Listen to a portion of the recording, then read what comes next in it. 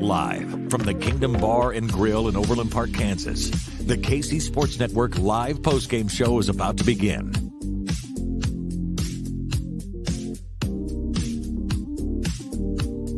KC Sports Network is the fastest growing sports media network in Kansas City.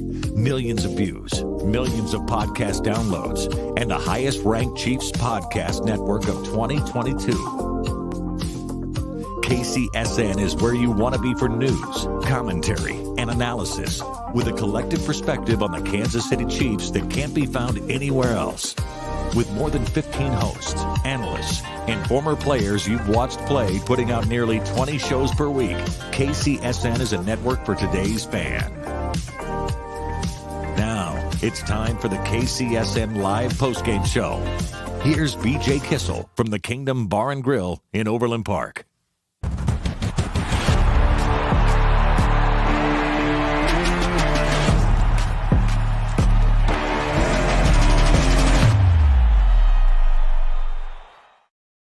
What's going on, Chiefs Kingdom? This is the KCSN Live postgame show. I'm BJ Kissel, joined right now by Kent Swanson, and Tucker Franklin is producing this thing, and Maddie Lane and Craig Stout will be joining us here in a little bit because I know everybody is going to have thoughts on this game. And Kent, as we just talked through some of the top headlines here, a couple quick things. First, obviously, Chiefs win 34-28 over the Broncos. Kent, going into this game, I said don't expect it to be a get-right game by the Chiefs offense because I have a lot of respect for the Broncos defense and what they have done so far this season. And I think the game, from a overall narrative standpoint, if you just would have seen it at the end and just kind of put it together, kind of ended how we thought. You're not going to feel great after this one, just kind of survive. Hopefully there's no big injuries, but a pretty frustrating game for Chiefs fans considering you get up 27-0 and then basically lose 28-7 after that hot start. Saw someone say the Broncos offense outscored the Chiefs offense today. Isn't that great? I just, I didn't, but I kind of said, I think some point this week, I think it was on air. Like, I don't know if there's any sweeping declarations or any big takeaways you can have from this week, just survive in advance. But man, I didn't expect to feel like this after this game, just an incredibly fun 25 minutes of football to start the game. And then the worst 35 minutes of football we've seen from Patrick Mahomes, from this Chiefs team in a while. There's a lot to unpack now, and I just did not think we would be in a position where we would be having to have the kind of conversations that we're having today. I mean, and just reading, if you read through the comments so far, if you didn't know the score of the game, you thought the Chiefs lost this one. It's not pretty. And the most important thing is George Karlaftis got a sack for the third straight game. So that's the most important thing right now, Kent. But yeah, it is a brutal game. And this is the point in the season for me personally. I don't, not that I enjoy watching this, not that I'm going to excuse it, but the team is who they are at this point. Now it's just a matter of being healthy and feeling confident going into the playoffs. That game's not going to help them get confidence, but they didn't lose. Doesn't seem like, and we'll hear from Coach Andy Reid after the game when he does his post-game presser, didn't seem like there were any major injuries coming off of this. They have some guys coming back hopefully pretty soon with Mecole Hardman. Could be up next week as far as the earliest he could come back. Hopefully Kadarius Toney can get back in the mix, and there's some other guys. So not excusing it away and not saying that if they play like this, they're going to be able to beat a playoff team. We know that. But it's a win. You move on and you hopefully go and play and pick up another win next week against Houston.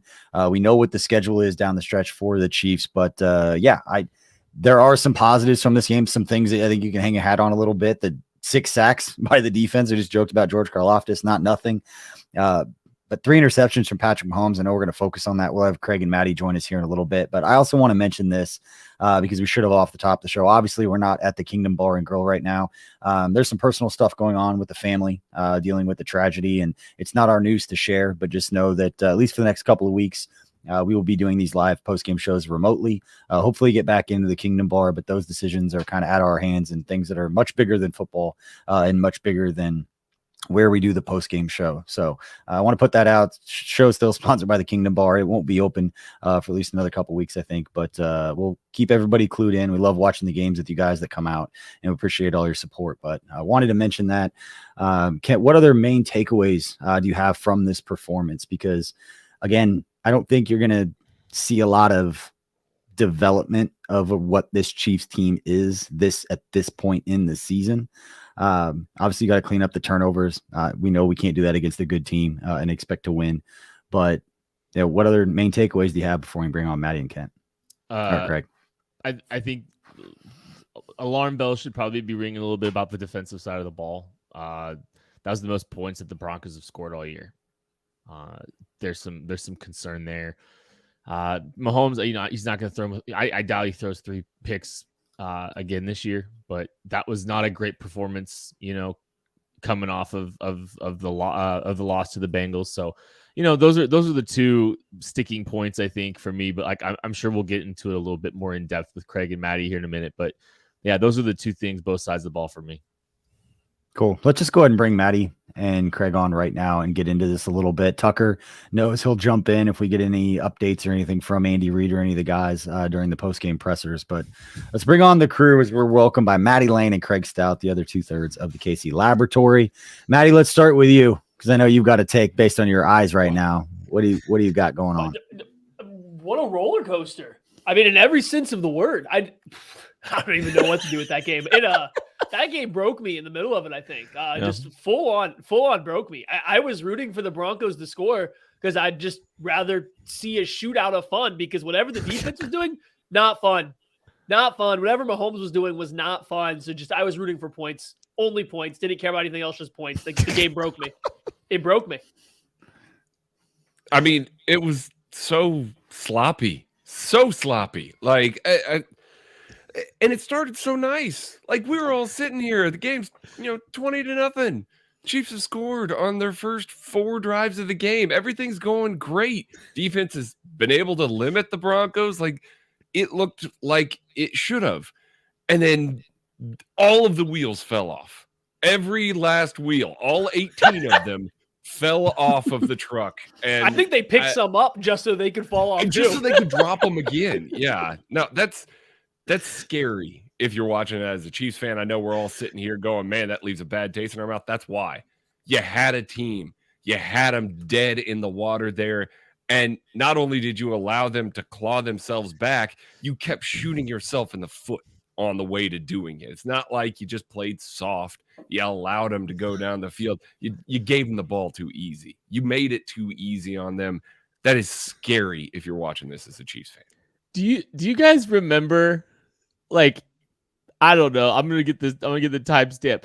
Like early second quarter, Mahomes pulls off a no-look pass.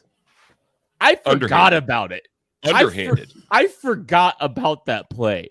And like I said, try not to make sweeping declarations about this game, right? You try not to make sweeping declarations about this team because of this game. But also at the same time, I'm looking in, the Chiefs may not lose a game the rest of the season. Their schedule is very favorable. After what I just saw, buddy, every game's a 50-50 shot. I get it. Texans on deck. There's a chance the table, and if they run the table, they're the one. There's a very good chance they're the 1 seed.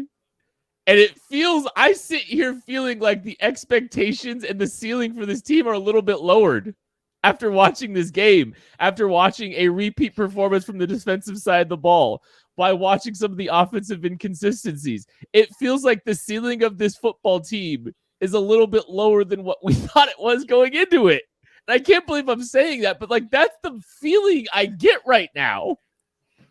Well, so you keep mentioning that this was the most points the Broncos scored all year. This is also the most points they gave up all year. And there was a defensive touchdown. Thank you. The Raiders scored 32, also with a defensive touchdown. So, like, that just tells you what this game was. This was the most points the Broncos scored all year and the most points they gave up all year. So, like, what are we doing here?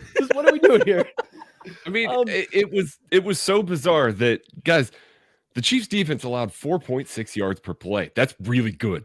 Like, that's a really good number because they had so many sacks and turnovers, like so many crucial, massive plays in this game. And they're all going to get overshadowed by the other, 58 plays that weren't just complete tide-turning plays. This is once again, I'm just kicking us right into the defense here because that's what everybody's going to want to talk about to start with here. I'm kicking us right in.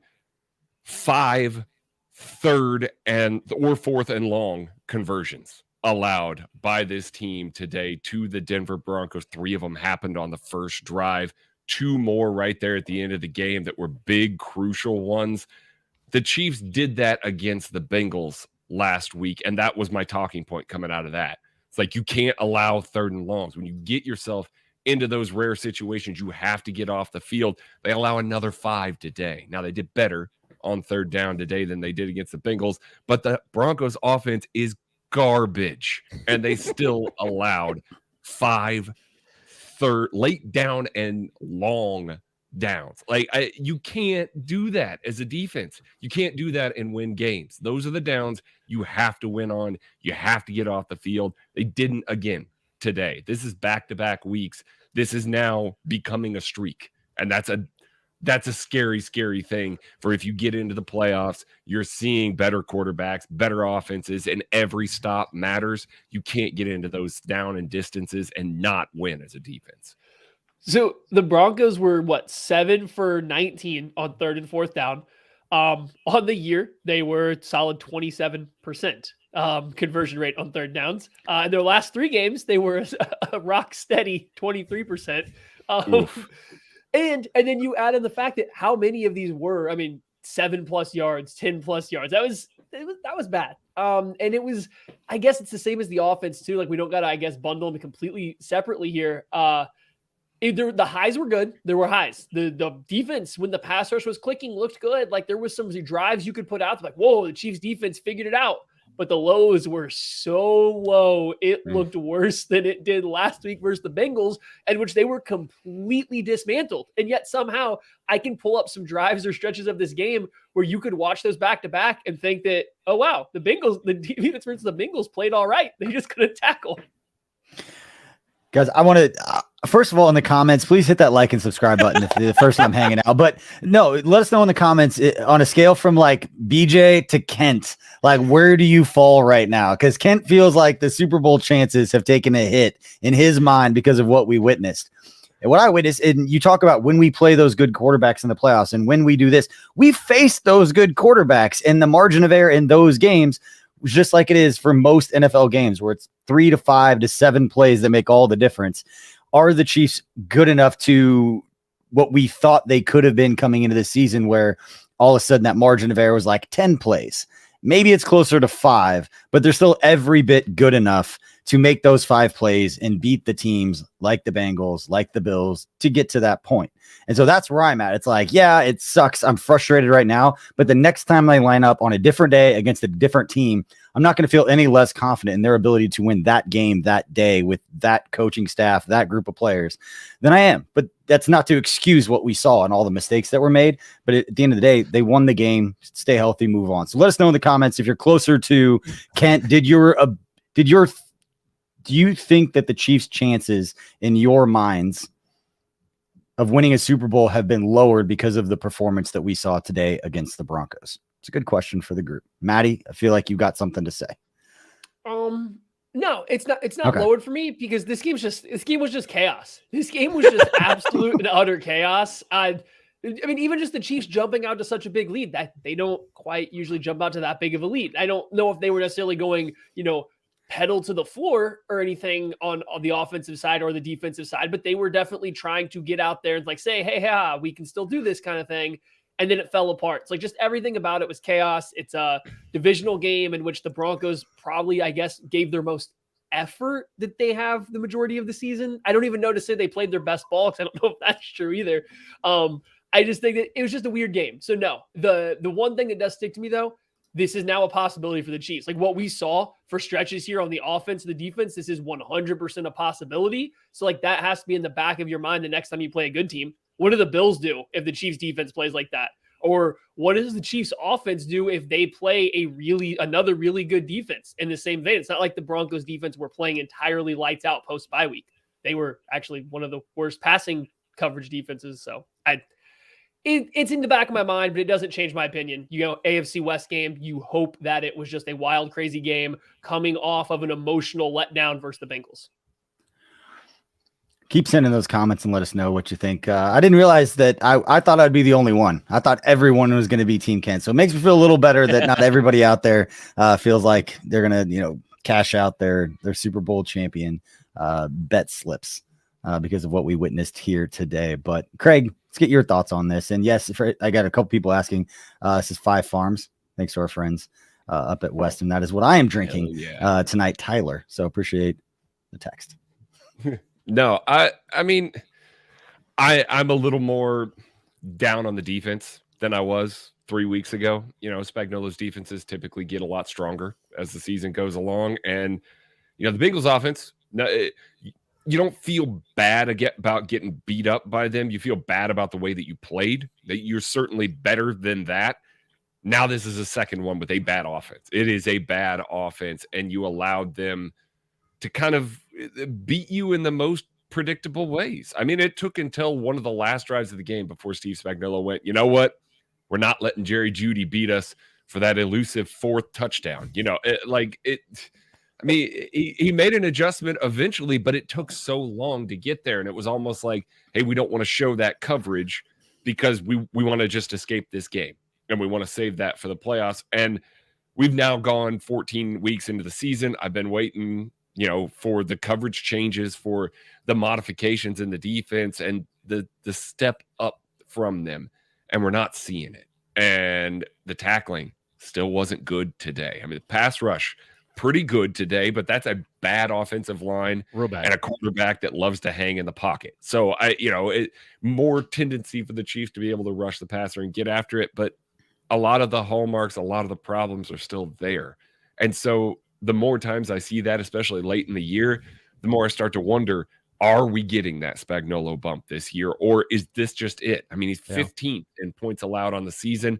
This is looking like it's probably going to be the first year since he's been in Kansas City that he is not going to be top 10 in points allowed on defense. And because it's going to have to be a severe improvement over the next several weeks, like some seriously low scores to get there.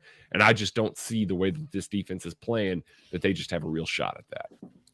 The good news is there's some get right games though. So hey, maybe this was a get right game. You keep There's no get right. Time out though. We did not consider this a get right game.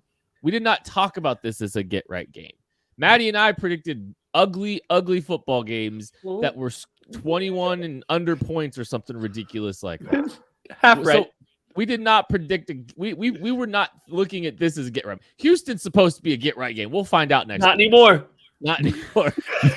I think so. This is gonna sound weird, guys. Like I think I'm crashing harder today because I think I was a little bit more optimistic before this game, and now it's just like I think I'm just navigating the emotions. I was still way too optimistic, and I think I'm just becoming a little bit more realistic about. Hey, like there are some fatal flaws. Call it realistic. There's a lot of istics coming out. You start using we're like, oh, I'm just being realistic. No, you're no. Come on. I think I was overestimating this defense a little bit, and I had a little bit more belief, and I've just seen too much of a sample size at this point. Like I think that's the thing is like the sample size keeps growing. Like Craig, you're waiting for the other, like theoretically you're waiting for the other shoe to drop, in a positive regression, and it doesn't seem like it's coming, and. That's what's gonna be fascinating. How can this team manufacture some pressure? Are they gonna have to manufacture some pressure? What's gonna happen at the back end of that defense? Some of that kind of stuff.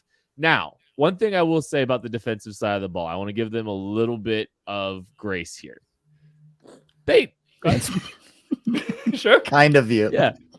Look, Patrick Mahomes gave them some short fields. He sure did. They were defending some short fields, especially in some, late game situations, sudden change and 2-minute drill, basically. And they get a touchdown out of it. So like there's a little bit of that. Some things did normalize for stretches of the game, but you came away just kind of discouraged by the late performance. But like I feel like they had to deal with some short fields, Matthew. Like that's undeniable. Like how much do you take into consideration with that when it comes to the defense? I think that sparked the Broncos kind of like turning of the page offensively. Like their offense was not really doing anything before they were given the short fields. And then they found a little bit of a rhythm and they kind of started going. But I think that's still just another feather in the cap for like momentum does exist in sports. Like once they saw stuff starting to work for them, they started playing more confidently, which led to them playing better football. But I also think they figured out the secret. The Chiefs could not cover Jerry Jeudy. That was the big play. They simply could not cover Jerry Jeudy. So outside the big screenplay, like everything else they were doing was just trying to find the way to get Jerry Jeudy the football, not matched up against L'Jarius Sneed or Trent McDuffie. Anytime they could get him matched up on anybody else, they were trying to get him the ball. And so I do think that for the defense's perspective, they were put in bad situations to let the Broncos get rolling. They were then given the chance to flip that on its head or stop it, and they really struggled to do so. So it wasn't their fault it started, but they certainly did not help in kind of that snowball rolling downhill at all. No. And I mean, I think some of the frustrations maybe come with the blitz did get home at times. I mean, we saw sacks from Darius Harris. We saw sacks from Juan Thornhill. So the blitz did get home at times, but the 4-man rush was working. And there's an overload blitz called on a screen pass that's coming out to that side of the field, and the adjustment's not made. You know, whoever that needs to be, if there's somebody up in the booth that needs to check that down, sees a formation tendency. Surely the Broncos have shown that before. Nathaniel Hackett's offense hasn't exactly been revolutionary this season, or Nick Bolton needs to spot that and kill it, or a defensive back needs to kill it. Instead, he's out there on his own having to defend, a whole bunch of space because there's an all-out blitz on that side of the field. It's not Nick Bolton's fault that he's the only guy out there at that moment, but it's not there. It's just too many mistakes like that are going to overshadow some really good games. Chris Jones had an excellent game. He was a monster for a large portions of this game. George Karlaftis probably had his best game as a pro. Really did. Was a relentless worker on his first sack and created some havoc on some other plays, winning quickly, not just a motor guy on some of those. And then Willie Gay with an awesome highlight reel play, jumping in the throwing lane, swatting it to himself, and then stiff arming, Russell Wilson into the ground on the way to the end zone. Those are awesome plays. Those are excellent plays that unfortunately are going to get a little overshadowed because the Chiefs had such a huge lead and allowed a team to claw back into it. Now, it really sucks because I want to just harp on those plays, but it's that element of it. If it would have happened the other way around, we'd be talking about only the good plays here. But the fact that they started out so hot and then just kind of fell apart there is the reason why it's so much of a focus this week. Chiefs are 10-3. Tied for the best record in the AFC. I'm sorry. Bring it back. Bring it back. I know. I didn't have expectations. All I cared was no injuries, win the game, and move on. It's gonna be the same thing against Houston. It's gonna be the same thing for all the games throughout the rest of the regular season. They've lost 3 games by a total of 10 points against the boogeyman that we all seem to be worried about. And we're not acting like Buffalo fans scoring 20 points against the Jets at home aren't thinking, well, we can't do this against Mahomes in the playoffs. He's going to put up more. Like every fan base does this. There's no team out there that we're terrified of. We faced those teams and we didn't make the 3 to 5 plays to make the difference. So stay healthy, be ready to go to get into it. And I'm just going to keep repeating that throughout this entire show. So anyway, can we go back? Let's go to the offensive side of the football. Who stood out to us? We talked generally about it, but let's single out some guys that we thought provided a little juice.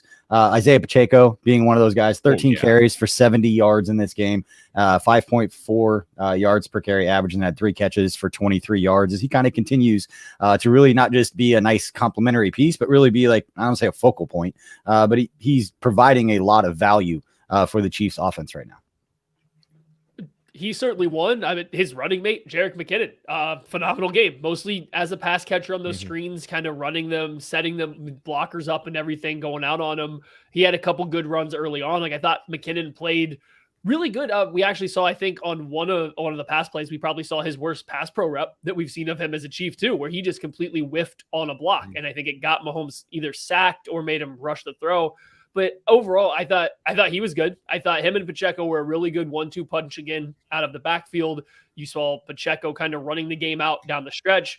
We saw McKinnon getting in there on third downs, making plays in the receiving games. Like that running back room seems like it's finally starting to come together. And the Broncos are a quality defense to see both of those guys have success on the ground and through the air in this game. You know, that matters, I think, and that's back-to-back games now. You've seen kind of both of them make some plays. So that's good to start saying now. I mean, when they needed to kill the game off, protecting the lead, just trusting those two to keep running the ball and keep converting, that's a monster performance from both of those guys. Pacheco continuing to run angry. I'm so glad that they shouted out that segment on Good Morning Football, because Isaiah Pacheco is going to be on it for that very last run of the game, that 10-yard run, just killing it right there, right then and there. But Jet McKinnon came up big so many times as well. Arguably his best game of the year as a Chief as well. When things aren't always going right on offense, you want to see guys step up. And it was good to see the backfield step up. And it was good to see the offensive line step up, especially in the run game there. Trey Smith, my goodness, Justin Simmons is going to be having nightmares about Trey Smith tonight. I mean, really going to be having some serious nightmares, because he obliterated him multiple times in the run game.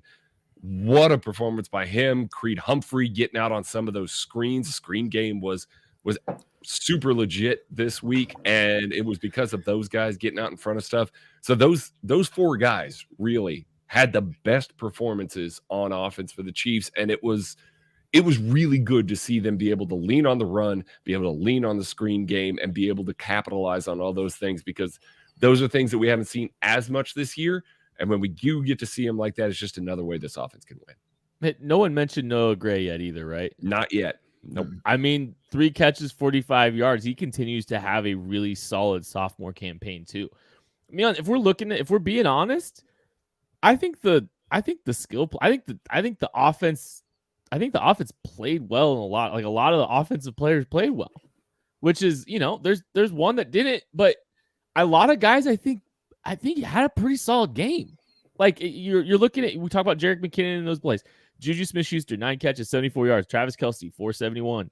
Noah Gray, 345. Marquez Valdes-Scantling came up big with that late catch, and they ran the ball decently. I mean, I don't know. I think there's a lot of guys that had very solid performance on the offensive side of the ball. Just a couple decisions Mahomes is probably not gonna shy away from. He's gonna own them, and he's gonna want back. But man, I think there were plenty of positive signs from the skill players too. Maddie's a little iffy, but I mean, there's some good performers in there. I thought a lot of individuals played well. I think my not bigger issue, but like my questioning is, okay, Patrick Mahomes had some really good highs, had some really, really low lows. Travis Kelce also dropped a few footballs that hit his hands that he normally doesn't drop. I think the offensive line, which is not always a strength, but in pass protection in terms of figuring out blitz calls and stuff like that, is usually a strength. They seem to be on their heels a little bit trying to figure out what the Broncos were sending when they were sending them. Now, it looks like Mahomes, once again, was excellent when the Broncos did blitz, but there was just a few times where the pass protection calls did not seem to match up very well with what the Broncos were sending. So I think there was individual performers that played really well, and we pointed them out. There was obviously the really electric start to the game where the whole offense was working, but I do think some of the better players or better parts of the offense also were making some relatively big mistakes in this game, and it doesn't cause any hesitation, right? I'm not saying this is making me concerned about how good they can be. I just think it's worth noting that coming off of last week where the emotions were really high and they were really hyped going into the game, they came into this game and it almost seemed like there was I don't want to say a lack of like focus, but it just almost seemed like just something wasn't clicking between everybody. Not everybody was on the same page from the get-go. We were seeing wide receivers and Mahomes being slightly off by a second or a yard or two, and Mahomes' placement wasn't perfect, whether that's the routes or his throws, and just a lot of little small mistakes that are like attention to detail stuff that I don't think they were executing highly on throughout this game, and I think that's why you had such an inconsistent performance from drive to drive or play to play. You're muted. I think at this point we are missing the horizontal stretch of McCole Hardman and Kadarius Toney. We've seen enough elements of this offense to really kind of see as we're watching this absolutely insane play that we could have spent this entire time just talking about this play, this no look underhanded pass to Jerick McKinnon. That's outrageous. That's obscene. But we're here to complain because we didn't win by enough. We're not here to complain. I think that we're missing some of that horizontal stretch because we're getting into the red zone. We're getting into some of these short, second and short yardage situations where maybe we see some of that, that bubble screen stuff, where we see some of that jet motion, where we see some of those push passes to those guys, and we allow them to beat a guy on the edge and pick up, 3-4 yards, make it either an easier third down to get or convert a second and short. We're missing some of that from the offense right now for this Chiefs offense. And I think this is the first game that I really saw it show up in a measurable way because everything was so compact in the middle of the field. There was nothing really challenging, down the field vertically or challenging to the outside horizontally. And so that kind of compacted everything. Those are where the interceptions were thrown. That's where, Patrick Mahomes trying to fit some stuff in there to Travis Kelce, to Juju Smith-Schuster, and it just didn't quite work the same way that we've seen it. However, those guys will come back. We'll see them back. So I do think from an improvement standpoint, getting those guys back is going to make a massive difference for this team and a massive difference for the weapons for Mahomes. All right, sorry, Matt, let me jump in here real quick. We're going to do the toast game segment, and then we'll wrap this one up, talk a little bit about what it means for the future. But we're having a fascinating social experiment in the comment section because about half of you want everybody fired, and the other half are like, I would say half, about a quarter like it's fine, and then a quarter just mad, and we can't really tell how they feel. But yeah, I keep being called a company man. It's like I was a good fit for me when I worked in the Chiefs because it's honestly how I feel. But anyway, let's do the toast game segment presented by our friends up at Holiday Distillery. We've got a lot of fantastic products, one of which is their 5 Farms Irish Cream that I'm drinking right now. But Tucker, let's roll this video.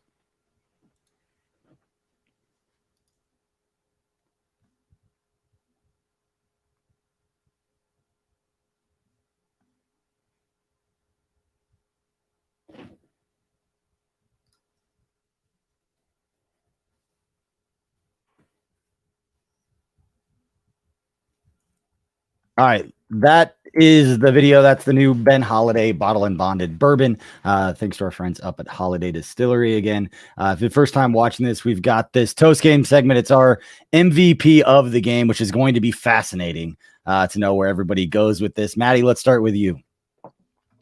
Oh boy, I was not ready. Juju Smith-Schuster. I actually think he made some really good plays. The Chiefs last week, I was surprised they didn't get him more involved versus the Bengals, finding some soft spots in the zone.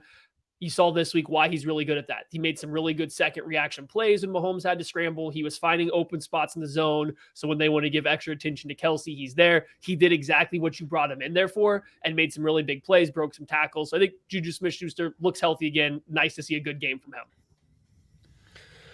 I'm going to go with Willie Gay Jr. That's a tide turning play from Willie Gay Jr. and honestly one that I can't wait to talk to Derek Johnson about later this week because he's just going to gush about that play later. But just an incredible singular effort by that guy to shut down the throwing lane, get his hand in there, come up with it, and Barry Russell Wilson ends up being a very deciding factor in the game there at a point in time where we didn't think it was going to be, ends up being a massive one. So toast to Willie Gay Jr. for that one. Oh, I am so excited that neither of you decided to talk about the tight end that is the fastest to 10,000 yards receiving in the National Football League. Travis Kelce gets to 10,000 yards in his career. It's just such a weird game, right? Like, this is just a weird one where a lot of things happen. The no-look pass. Travis Kelce's the literal fastest tight end to 10,000 yards. We're talking about a lot of other different stuff. But congratulations, Travis Kelce, for 10,000 yards receiving in your career. Well-deserved. Tight end 1 in Chiefs Kingdom. It's not even close. All right. Cheers. And Ken, I'm surprised you didn't take this one, but at halftime, we raffled off the 29 items for the winners of the Soul of Casey raffle. So my toast game is to everyone that donated and bought raffle tickets for our holiday toy drive that benefits Operation Breakthrough. On Friday, we were able to go with a handful of the hosts on the different shows here at KC Sports Network. Go to Dick's Sporting Goods and spent over $21,000 on items that we turn around and handed right to Operation Breakthrough. Filled their truck up with plenty of gifts from Dick's Sporting Goods, thanks to all of the raffle tickets purchases, thanks to a $5,000 donation from Dick's Sporting Goods, which was matched by us at KC Sports Network. And we've always said that giving back to our community is going to be a huge part of what we do here. And we're going to run this quick video, and then we're going to talk about what this game means going forward. It's going to be an interesting conversation, so hang with us. Here's a quick video recap, though, of what we did last Friday.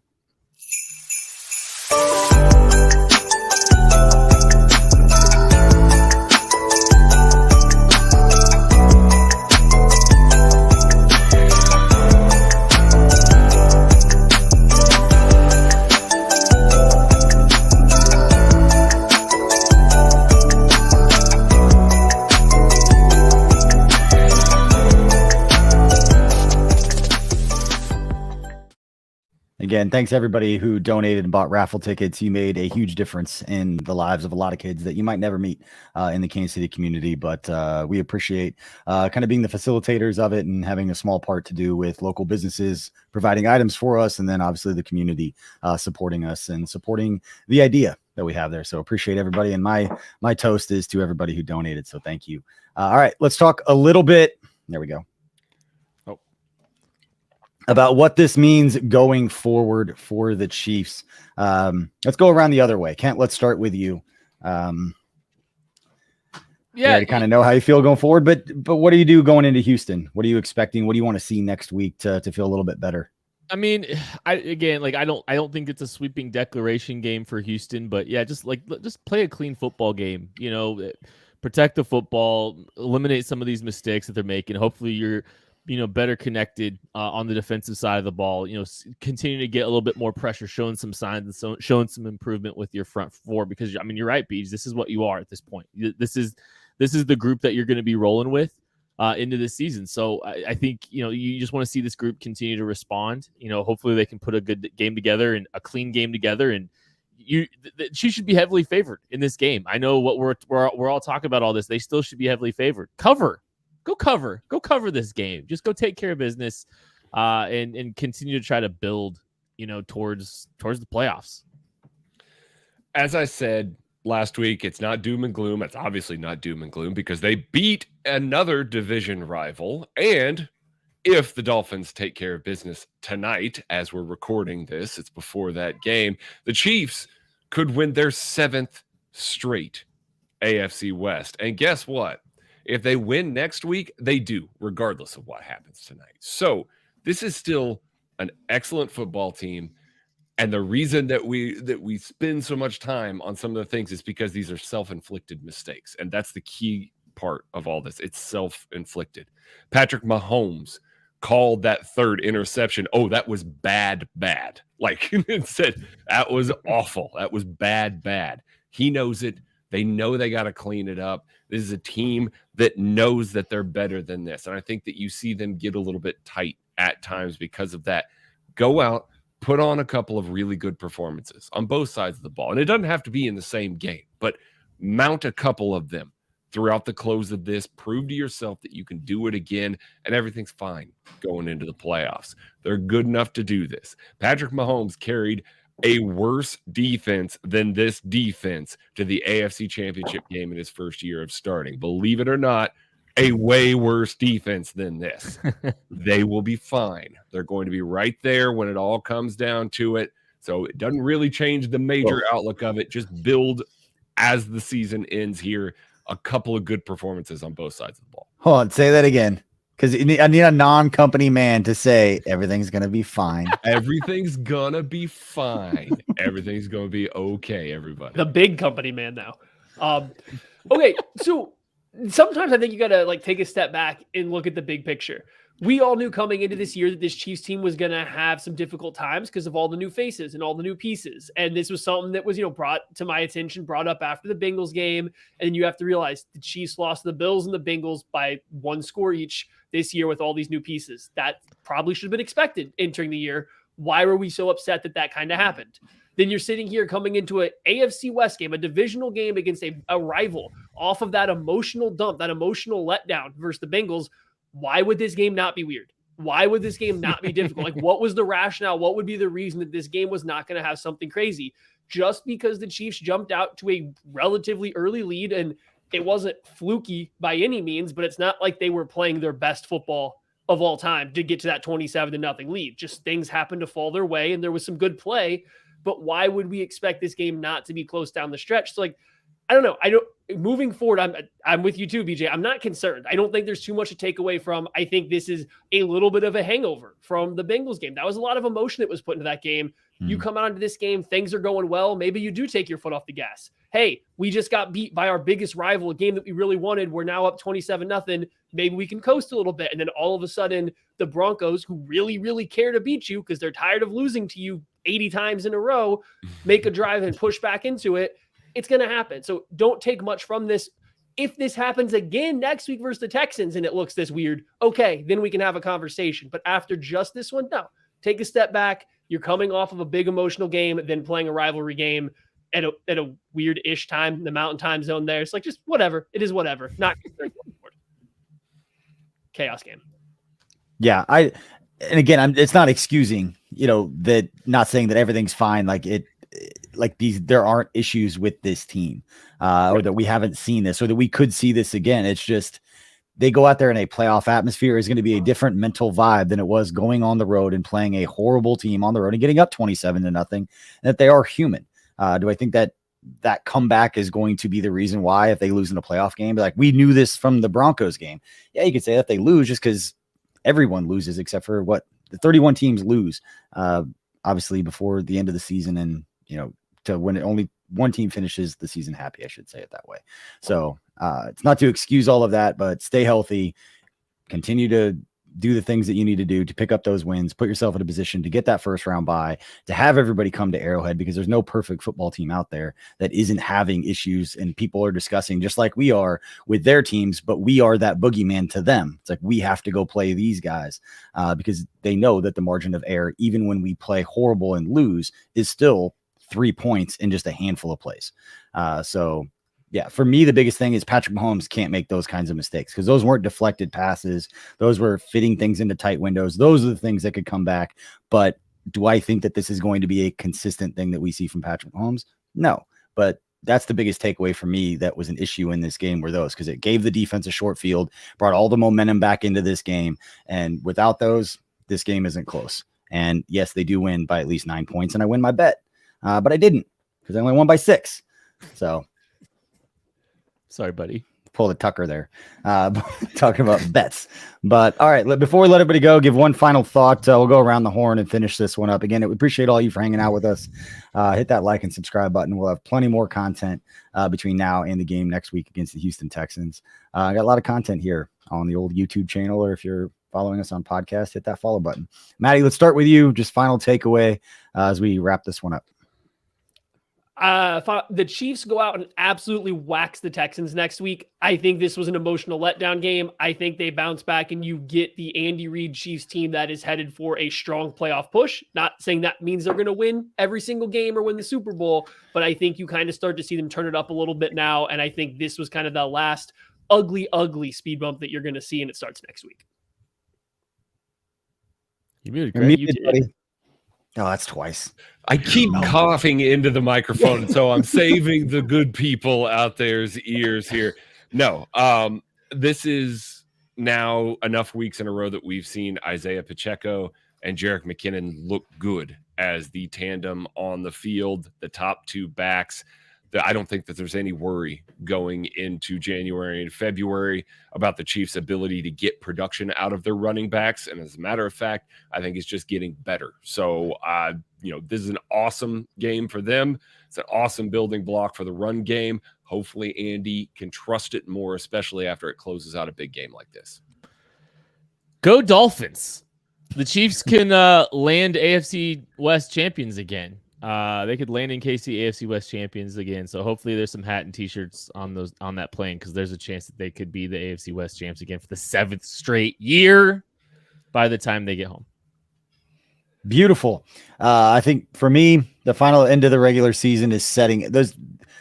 Stay healthy and set this thing up, because I really want Cincinnati to come to Kansas City. I want the Bengals to be favorites going into that game. I will have more FOMO for that game than probably any game that I've never not been to at Arrowhead, because of the way this thing is setting up. So my takeaway, glad the guys stay healthy. Shout out, Kent, you mentioned it earlier, to Travis Kelce, not only hitting 10,000 yards receiving, becoming only the 5th tight end in NFL history to do that. He did it the fastest of any player in NFL history by 37 games. So basically 2 seasons faster than the next guy, which is Tony Gonzalez.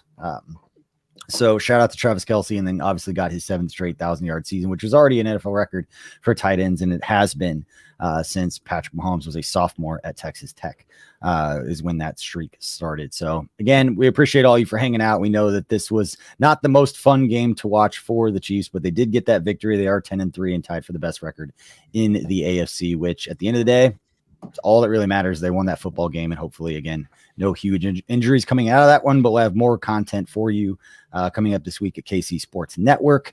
And that includes the live laboratory Monday night with these 3 guys going live on our YouTube channel at 8 o'clock. So again, hit that like and subscribe and turn notifications on, because we'll have plenty more content throughout the week. But we appreciate everybody for hanging out.